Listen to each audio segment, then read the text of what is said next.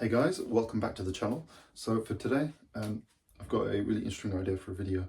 So looking on my YouTube feed, I saw this video by Metal Jesus Rocks, and what it was him talking about the top 10 essential games every gamer should play at least once. And basically the rules were you pick one game per genre, and it's essentially just, those games you think maybe define that genre or are just at least worth playing at least once.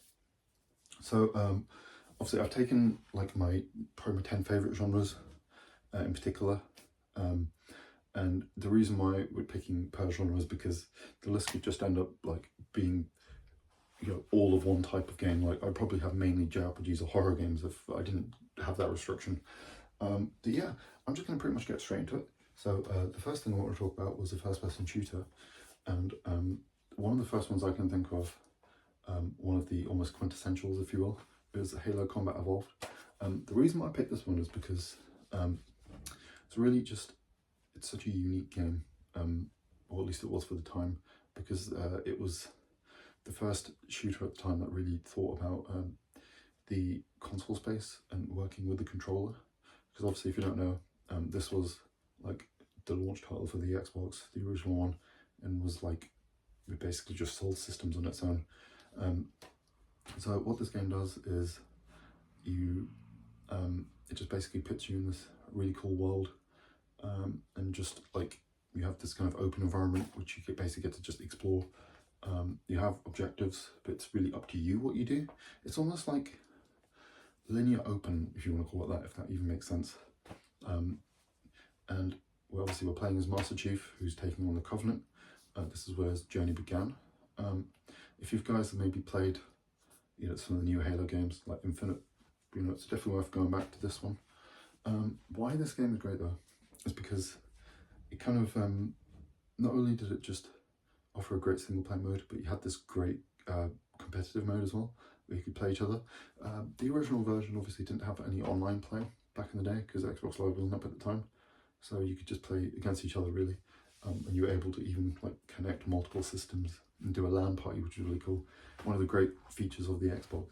In fact, you can even take the original, you can take each Xbox 360 One and an S or Series and connect them all together and get the original Halo and still do a LAN party like that, which is awesome. Or System Link, if you will. Another great thing is that this game is pretty much available to play on every Xbox, like I just said. You've got the original version, then you've got this particular version, and then you've got this version that's in the Master Chief Collection. You probably, I'd say, if you're a purist, you're going to play the original one, I think. But if you don't mind, play this one. You can switch between the new graphics and the old as well, which is awesome. But yeah, it's just a great game. One of the first shooters I can think of that actually holds up very well, because a lot of the older ones still good, like your original Doom or your GoldenEye's, Perfect Dark, all those things. They're fine, but they just don't have the twin stick style, more modern control scheme that this one does. But yeah, that's number one. Next up, I want to talk about a roguelike. If you're not aware, roguelikes are essentially games that are randomized. So the original Rogue is what they're based off. In that game, you had this dungeon that each room was randomly generated, and you just had to work with what you got, and it was about mastering the game. But obviously over the years, a lot of developers have done really interesting things, and I think with the genre, and it's really evolved. And one of the best games I can think of, this is quite a recent one, is Hades. And you see what Hades is? It's a roguelike that introduces the idea of progression. So it's kind of designed as a way to get people who maybe don't like roguelikes into the genre in a way. But then it's also decently difficult for people who do love it. So the gameplay. So this is essentially like an isometric game, almost like an action-y type of game. You have different melee weapons for the most part anyway, with a couple of exceptions. And then you just have to you start off, because let's get into the story before we explain how the gameplay works. So you're Zacharias, who is the son of Hades, and you basically want to escape Hades and go into Athens, or not Athens, you want to go to Olympus to be with the gods who are all your family, obviously. But Hades doesn't want that. And how you're going to do that, how you're going to escape, is starting off all the way from Tartarus, going all the way up to escape. So you have 4 different rooms, or biomes I should say, and then within each one of those, the objective is just, yeah, I got it right in the end, is to beat the boss at the end. So each room is randomized, and you start off and you'll get a random power up or whatnot. You have all the gods here, and basically each one of them will give you a power up, and each one will be a different boon, and it'll be random each time. Or you may not get that, you'll get different upgrades, or you know, money or blah blah blah, whatever. But what makes this game great is that you can, like, it's persistent. So how it works is you'll get like the power-ups that are just within the run, but then you'll get like currency that you can use between runs to increase Zagreus's power. Also, there's story as well to be had, so you'll get new dialogue sequences and story between all the different characters within like the little Hades kind of palace or whatever it's called, and within your runs you'll meet up with certain characters who you can speak to. But yeah, so it's really good. So it's just an amazing game. Obviously, this is the physical PS5 version. The game is also available on PC, Switch, Xbox One, PS4, Xbox Series as well. So it's available on pretty much every modern platform. Definitely worth a go. The game is really cheap. I think I got this copy for like 20 quid or something. So it's probably even cheaper than that. This is the PS5 version. So, you know, if you don't mind, you can get other ones. There's physical versions on the Xbox and the Switch as well. So, you know, it's up to you. Great game. Next up, I want to talk about an open world game.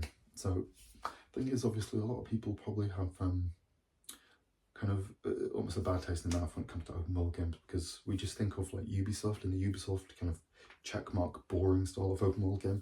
But there are actually some really good ones out there, and really awesome ones that really utilize, you know, that open space really well. I think one of them, one that I think a lot of people are expecting for me to say, is Zelda Breath of the Wild. This game is just an absolute masterpiece. So what it does is it takes the original Zelda concept and kind of brings it to the modern age. So how it works is you start off on the Great Plateau, and then you kind of you get your power-ups, and then you get the paraglider, and then you're just let into the world, and the game tells you basically one thing: you need to go to Hyrule Castle and beat Ganon. That's the only objective in the game, the only thing you need to do outside of what you need to do in the Great Plateau, and then everything else is optional. So what happens is, when you leave, it kind of point you towards Kakariko Village, where you meet Impa, and then she'll kind of, you know, point you towards the direction to take on the Divine Beasts, the 4 Divine Beasts, which when you beat will weaken Ganon and make it easier for you. And then obviously along the way, you'll discover shrines, which are like these mini dungeons. So you don't really have the traditional Zelda dungeons. You have these small little challenges, which will give you power-ups, or which will allow you to power yourself up. So you can get as much or as little out of the game as you want. So for example, I mean, I played this game like 2-3 times, I think. Put loads of hours into it, and there was so much in the game that I didn't even discover. Like, I found out that you can like get a house.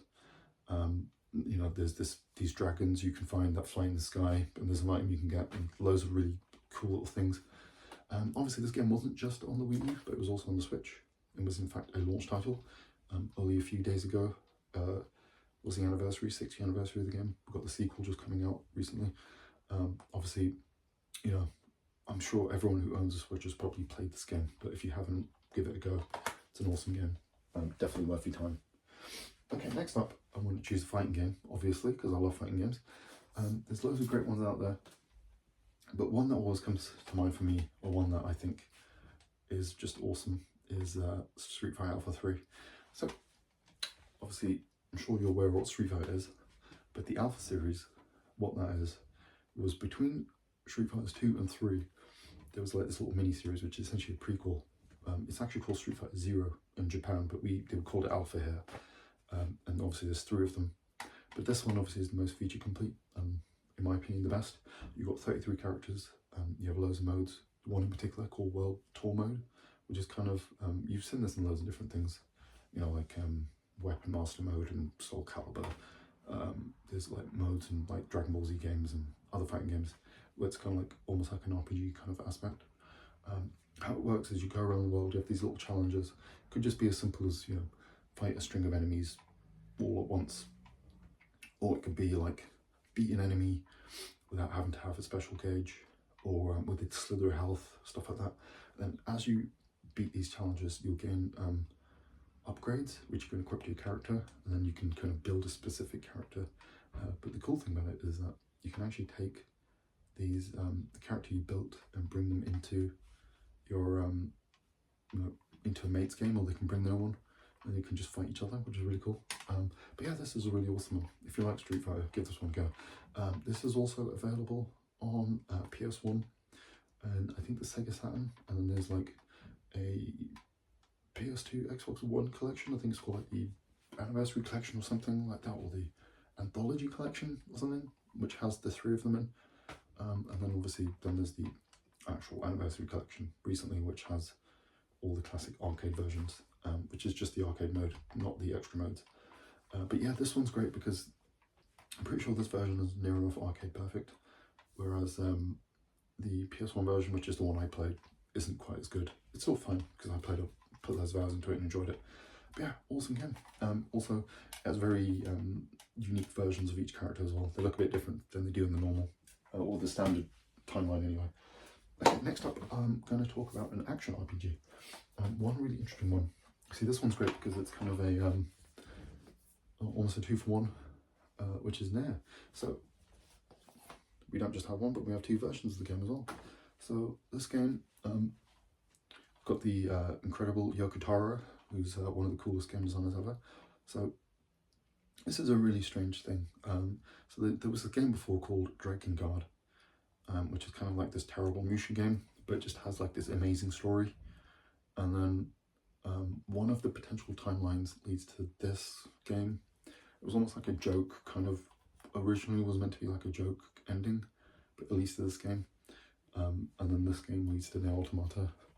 But basically, what happens is, depending on the version you're playing, you play as the father or the brother of the girl called Yona, who you see on the back there. And what it is, she is basically, she's got this disease called Black Scroll, which is like killing people, and there seems to be no cure for it.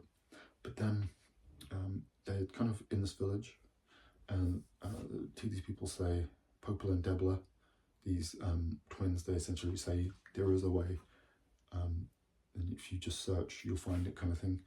And then it kind of goes from there. But the really cool thing about this game, it's basically like a hack and slash action RPG type of thing. But what's really cool about this game is, like, when you play it first time, you still have all these questions, but then what happens is you get to replay the game and you get these multiple endings each time, which expand upon the plot. The game isn't too long either, and also your second playthroughs, you don't have to do as much, so it's not as grindy or as bad as you think. Also, another interesting thing, so the original version was released for PS3 and 360, and in Japan, the PS3 version had the brother, and the 360 version had the father, and then when they did the Western release, they only based it off this version. But then obviously, this game kind of didn't do very well, because the graphics weren't too great for a game of the time. The game kind of had loads of performance issues and was kind of undercooked, if you will. I mean, it's fine. But then obviously the sort of sequel, Nier Automata, came out and was like a cult hit. So then they went back and like remastered the game to bring it up to the standards of Nier Automata. So this was co-done by Platinum Games, who obviously developed Nier Automata. So yeah, it improves the gameplay, the graphics, pretty much everything, and it even allows you to play an extra character. I don't want to spoil any of that. I don't really want to spoil too much of the story because it's just a great experience. If you appreciate great stories in games, you're going to love this one. And obviously, if you play this, you may as well play Nier Automata as well. Okay, next up, I want to talk about a character action game, one of my favourite genres. Obviously, you know, there's games like Devil May Cry and Ninja Gaiden and all that, but my personal favourite is Bayonetta. So obviously, if you don't know, so Capcom had their studio called Clover Studio, where they had like Mikami and Kamiya, who made Devil May Cry, and a bunch of others who were disgruntled with Capcom, so they ended up leaving, and they formed Platinum Games. And then basically Kamiya, Hideki Kamiya that is, he decided to do his kind of spiritual successor to Devil May Cry, which became Bayonetta. So this game kind of, instead of playing as a dude, you play as this like sexy witch lady or whatever. And how this works is she's kind of like, Bayonetta has kind of lost her memory and kind of trying to discover things. And she's working for this agency where she kind of fights demons, or no, sorry, she fights angels, because it's kind of the opposite of Devil May Cry. So you're actually playing as a witch who kills angels as opposed to, a guy who's fighting off demons. So it's kind of almost like an inverse of the plot of Devil May Cry in a way, sort of. But what's great about this is it just has like the most fast-paced, intense action of any of these types of games, any kind of hack and slash game or character action game, whatever you want to call it. And it kind of like how it works is everything is so quick, but then you have this ability called Witch Time. So when you dodge an enemy's attack just at the right time, it will slow down time for a few seconds, almost like Dio style with the world, and then you can attack there. And obviously, on lower difficulties you can play it as a button masher and just have a bit of fun. But when you play on the harder difficulties, you really have to master that Witch Time and learn all your combos. Also, another really cool thing this game does is you have all the combos straight away for each weapon, but obviously you can increase the strength of them, and you learn other moves that are independent of weapons.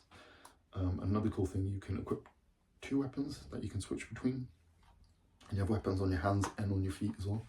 So it's a really cool game. It's just one of the best. Obviously this game is available on multiple platforms as well. You got it on the original PS3 360 release. Don't play the PS3 version. It's just really poorly made. Yeah, that's all I need to say about that. And then there was obviously the Wii U version, which was launched alongside Bayonetta 2. So I kind of put them together in a double pack, and then they released their PC version after that. And then there is the Switch version, which you got a couple of choices. So Bayonetta 2 had a digital code for Bayonetta 1. So obviously if you buy you want to buy a first-hand copy of that, so you make sure you have the code. And they also later released a limited physical run of Bayonetta 1, I think just after the release of Bayonetta 3. So yeah, there's plenty of ways to play this game, and it's definitely worth your time. Awesome game, give it a go. One of my favourites, and obviously play the other ones as well if you can. Okay, next up we're going to talk about a Japanese RPG, one of my favourites of all time. This is really difficult. Obviously it's going to be a Final Fantasy game, and I always but between this and 9, it's hard to choose between my favourite, but I think I'm going to have to give it to Final Fantasy X as my number 1 pick for JRPG or turn-based RPG, whatever you want to call it. Thing with this game is it was the first, it was released on the PlayStation 2, so because it had so much more power than those other games and more space, it was the first one to actually introduce voice acting. So the games in here are fully voiced, at least on the cutscene side anyway. And it also has this really cool system called the Sphere Grid system. You kind of have to, you get full control over your character's progression. So you have this giant grid, that's how you signify a grid, but just doing that with your hand. And then you have these little sphere sections that are empty, and then you level up, you get sphere points. Each one allows you to move a space, and then you get these little balls called spheres, which different ones, power, mana, blah blah blah, for each different type, and then you increase the stats, so it can be as small as a 1 in strength to a 4 or whatever, and then each different stat you also learn abilities and blah blah blah.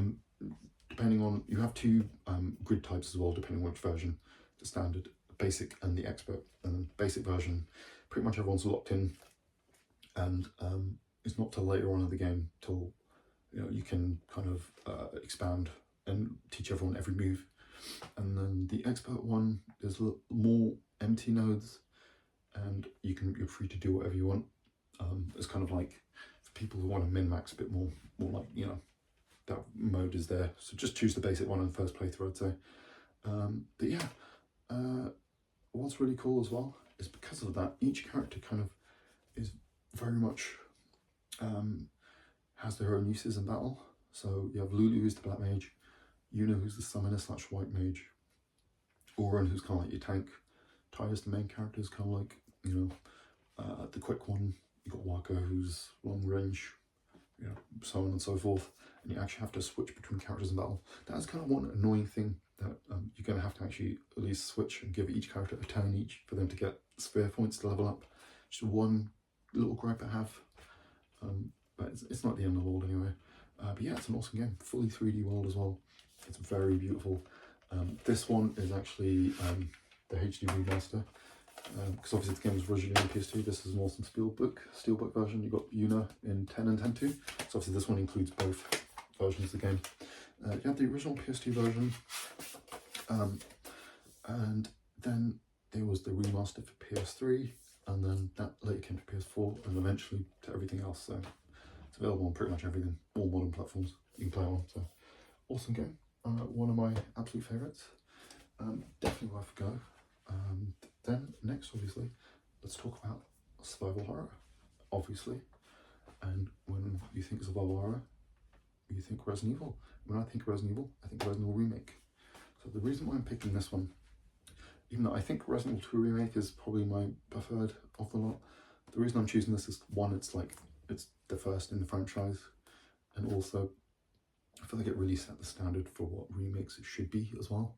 Because obviously we're getting a lot of remakes nowadays. I know some people are probably sick of it, but I think when they're done right like this, it's definitely worth a try. Because obviously the original Resident Evil, it's not a bad game, but it was very of its time. It still has its it still plays fine, but the dialogue is very cheesy, which is, you know, part of the charm. But it doesn't really hold up very well as an actual horror-y type of game. It feels more like a B movie. Whereas what happened is, after the first few Resident Evil games, I think they got the chance to go back with this and kind of remake it with like updated visuals and game mechanics and everything. So it kind of realised the full potential of the game. But what I love about this one is it uses the original as a blueprint rather, and kind of builds on it. And it works alone as it is as a great game. You will enjoy it like that. But if you play the original, it's like even better, because it's like you know, there's these kind of they mess with your expectations and subvert them rather. And obviously you play it as either Jill or Chris. You're members of STARS. You've been called to the Arklay Mountains to investigate some murders and grisly happenstances, and then you get trapped in the mansion and figure out what's happening and escape. Pretty simple. What's great about it, I said this before, but it's kind of like, it starts off almost like a basic kind of supernatural horror-ish type thing where you're in a scary mansion, but then it twists things around. Yeah, it's awesome. One of the best games I've made. For people just playing it for the first time, play as Jill first and then Chris. Also, another great thing about this game, you have this original version, then it was re-released for the game, for the Wii, sorry, which, you know, just kind of, I think, main thing, it was just on a single disc, because this one was on 2 discs for the GameCube, so these were discs.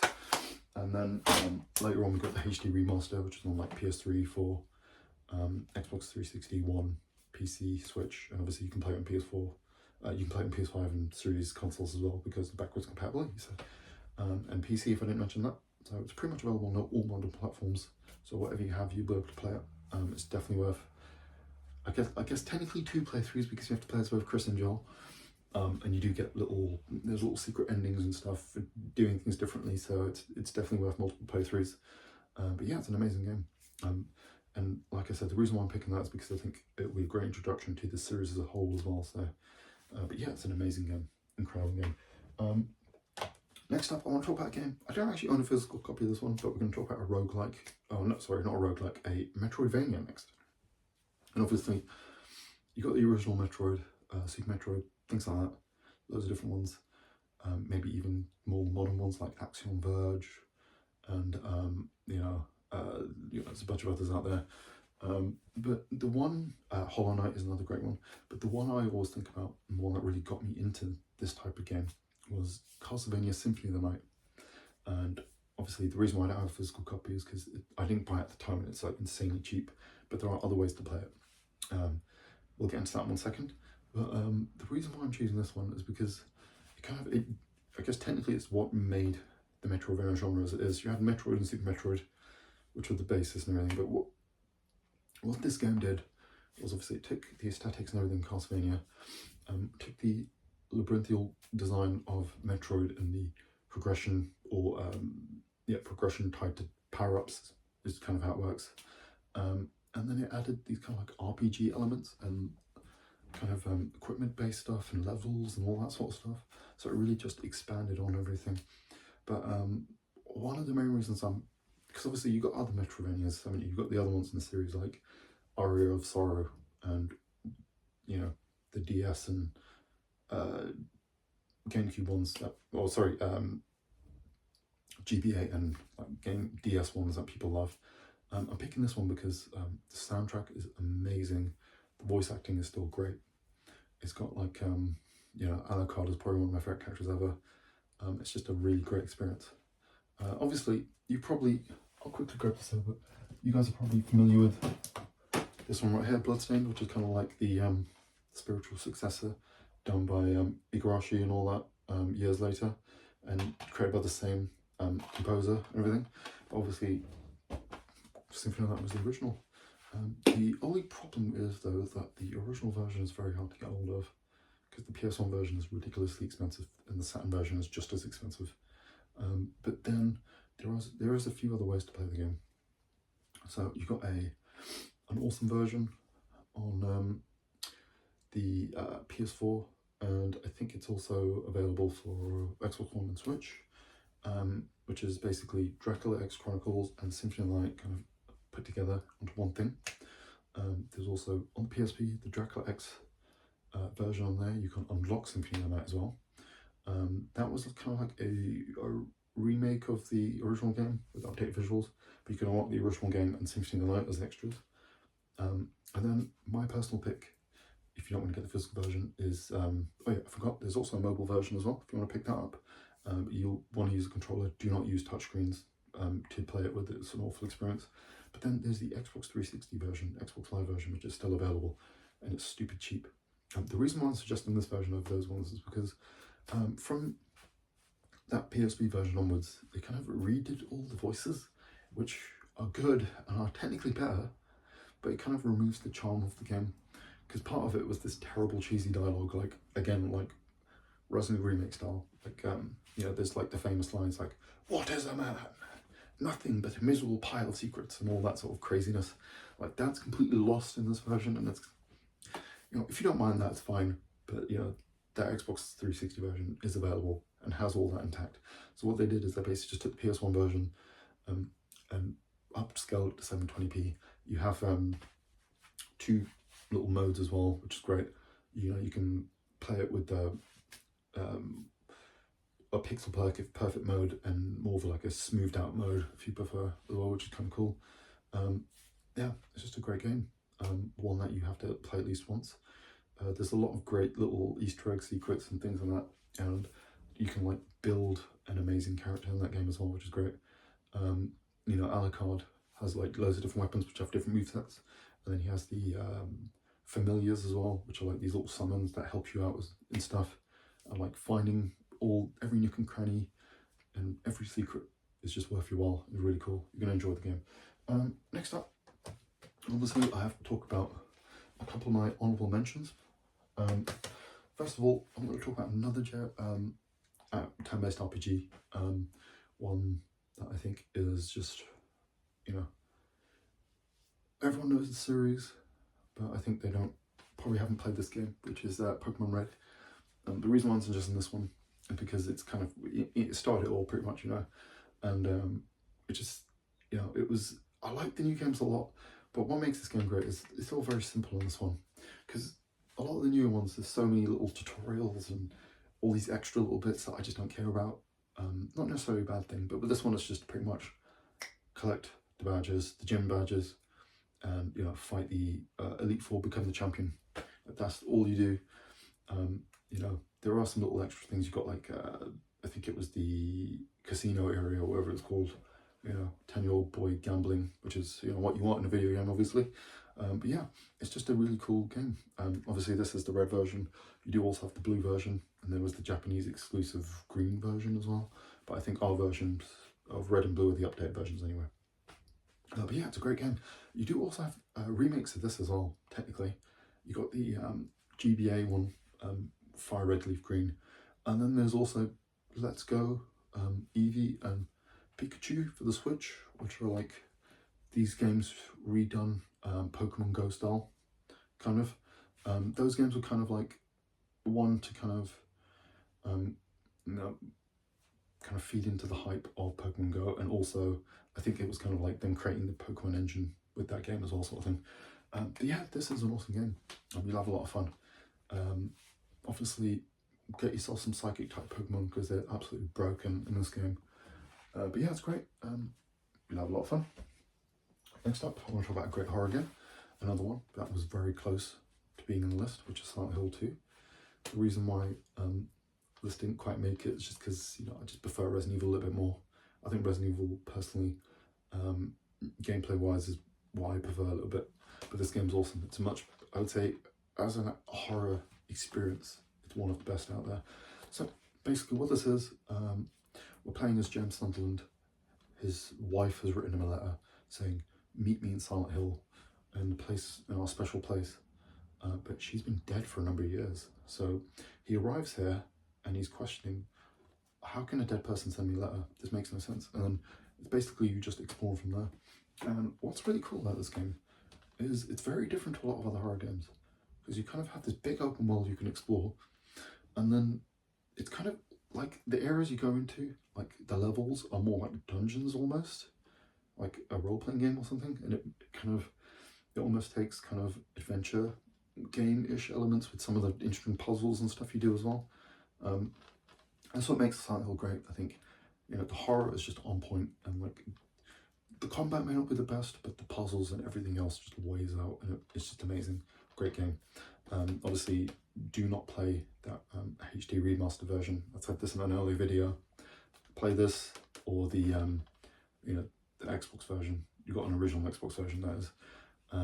Obviously, there's the standard version. This is the 2-disc version that came like a DVD, and then you have the Xbox version, which adds the Radical Dreamers thing, and I think there's an updated version for the PS2 as well. So you may want to get that other second version because it adds like a extra mode, which I think you can play after completing the game, like a little side story thing.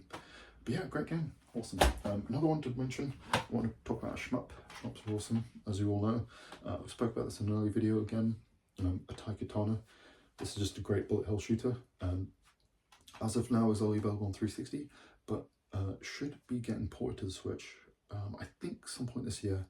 It may already be out by the time you see this video though, so check that one out. I don't know if it'll be getting a physical version though, but you can get a physical version on 360. Yeah, unfortunately this one isn't backwards compatible as well, just so you know. But why this is great is, you know, it kind of has, you know, I just love that this, you would not think this is some kind of shmup just looking at that cover. You think it's probably some kind of dating sim or RPG or something, or Devil May Cry type game or something. But yeah, it's a straight up shmup, which is awesome, but hell one. What's cool about this is you have like some easier modes and stuff to get used to it if you're not familiar with this type of game. And there's a lot of just really unique kind of looking bosses and everything. It's typically how these games work, all shmups. Not necessarily all, but most. You kind of, you know, you go through the level, you collect in high scores, then at the end of each level you fight a boss, and then you move on to the next one. It's all about accumulating a high score. So your first playthrough, even though I said games to play once, I guess technically that's why I didn't include this, because with this game it's all about you know, getting better each time, and you can have fun playing it casually at least. But yeah, if you really want to get into it and deep into it, you will love this game. Great game. Finally, I want to talk about a stealth game, and obviously there's only one game you think of when you think of stealth, and that's Metal Gear Solid, the first game. I'll hold it the right way up, in fact. But yeah, this game was basically, you know, you had the first 2 Metal Gear games for the MSX, but this game put it into 3D and just added a lot of, you know, extra depth and everything. The game is like pretty much fully voiced, has like loads of cutscenes and stuff, very cinematic, which wasn't the thing that many games were at the time. It really, you know, Kojima really went the extra mile to craft a really interesting, unique story. And why I really like this game though is just, you know, if you look at that there, we've got Snake. Yeah, the voice acting is amazing. The story is just, you know, one of the best in gaming, and the gameplay is actually there to back it up. Obviously, it plays a bit rough, probably compared to the newer ones, but I still think it's fine. And there's just loads of great, like, quirky Kojima things in there. You know, it's very much a Kojima game. That's why it says it on there. Well, it doesn't say it on this one, but it says it on later ones anyway. Yeah, we got this one. And then there's also a remake as well, which is really cool. This is a very different type of game though. So for this one, as you see, it says produced by Kojima. He wasn't actually head of this one. This was done by Silicon Knights, and I can't remember the name of the guy, but there was the guy who directed the movie Versus. If you've ever seen that, it's a Japanese movie. Basically a bunch of Yakuza fighting zombies in the woods. It's a really fun, over-the-top movie. He directed the cutscenes, so they're very like over-the-top actiony. It's very, it's almost, I would say it's like the Hollywood version of Metal Gear Solid almost. It feels like, you know, I don't mean that in a bad way either. It's just a different experience. It's a great remake anyway. A couple of remakes in this, which is crazy, I guess. But yeah, the original version is the one you should play first, and then this is the one you should play after that. The thing is, with this one, it's a bit more difficult to track down. This one is a bit more expensive, but you know, if you don't mind, it's fine.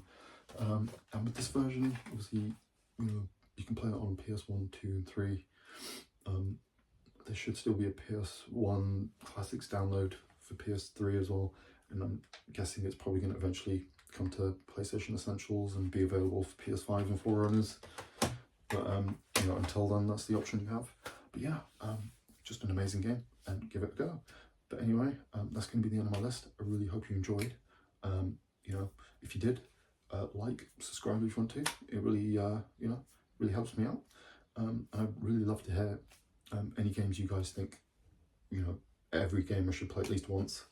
You know, there's no wrong answers with this. It's all just opinions in the end. And yeah, I hope you have a great day, and I'll speak to you next time. Have a great day.